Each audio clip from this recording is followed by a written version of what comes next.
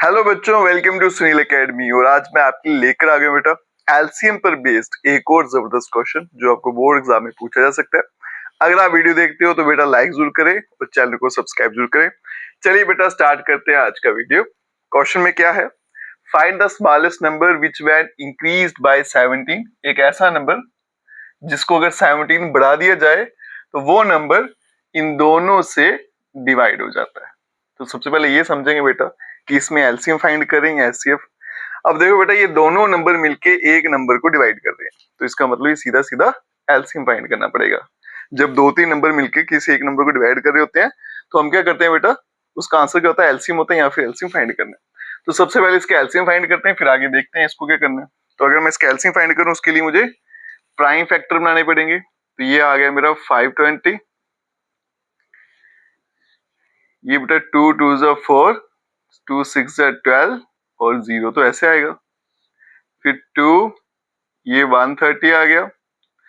फिर से 2 के टेबल से जाएगा, 2 6 12, ये 10 हो गया तो आ गया 65। फिर ये 5 के टेबल से आता है, 5 13 और ये नंबर 13 से कैंसिल हो जाता है। नेक्स्ट है 4 6 8, ये आ गया 4 6 और 8। अब इसके फैक्टर अगर बनाएंगे बेटा तो 2 के टेबल से जाएगा, 2 2 4, 2 3 6, 2 4 8।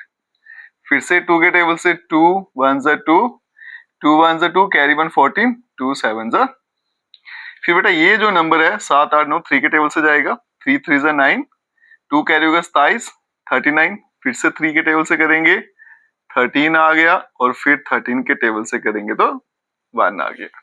फैक्टर मेरे सामने आ गए। अब मैं क्या करूंगा, इसका एलसीएम फाइंड करूंगा। तो सबसे पहले इनके फैक्टर यहाँ लिख लेते हैं बेटा। तो ये नंबर क्या है मेरा, पहला 520, और इसके अगर मैं फैक्टर लिखूं तो फैक्टर कौन कौन से थे बेटा, 2 3 बार है, 1 2 3, फिर 5 है और फिर 13 है। दूसरे अगर मैं नंबर की बात करूं तो वो है 4 6 8। अगर मैं इसके फैक्टर की बात करूं, 2 दो बार है बेटा तो ये 2 के नीचे, 3 भी दो बार है तो 3 यहाँ पे था ही नहीं, इसको मैं बाहर लिख लूंगा। और इसके अलावा एक 13 था तो ये मेरा 13 जो है वो 13 के नीचे लिख दिया। अब फाइंड करते हैं सबसे पहले एलसीएम। एलसीएम कैसे फाइंड करेंगे बेटा, तो सबसे पहले जो कॉमन है उनको मैं सर्कल करते आता हूँ। एक तो ये वाला 2 है, ये वाला 2 और फिर ये 13। तो पहले जो कॉमन है बेटा उनको लिख लेते हैं। तो क्या आया, 2 2 और फिर 13। अब जो पीछे बच गए वो सारे लिख देते हैं बेटा। तो क्या बच गया, 2 5 3 3, ये आ गया बेटा 2 5 फिर 3 और फिर आ गया 3। इनको थोड़ा सा मल्टीप्लाई कर ले, 1 2 3, ठीक है, 3 बार है 2 तो कितना हो जाएगा 8। इसी तरह से 3 भी 2 बार है तो इसको मैं लिख देता हूं बेटा 3 इंटू 3 9।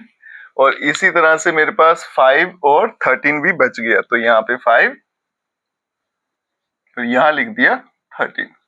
अगर मैं इन सभी को मल्टीप्लाई करता हूँ तो आंसर आता है बेटा 4 6 8 0। तो इन दोनों का जो एलसीएम है वो क्या आ गया, 4680। इसका मतलब जिस नंबर की बात कर रहे हैं वो कितना, 4680। लेकिन ये आंसर नहीं है क्योंकि 17 बढ़ाने के बाद ये कट हुआ था।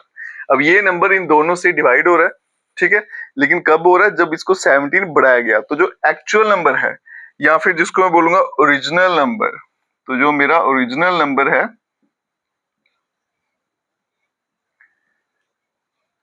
वो क्या रहेगा, 4680 4680। इसमें से कितना घटाना पड़ेगा, 17। कम करूंगा तो 4663 आ जाएगा, 4663।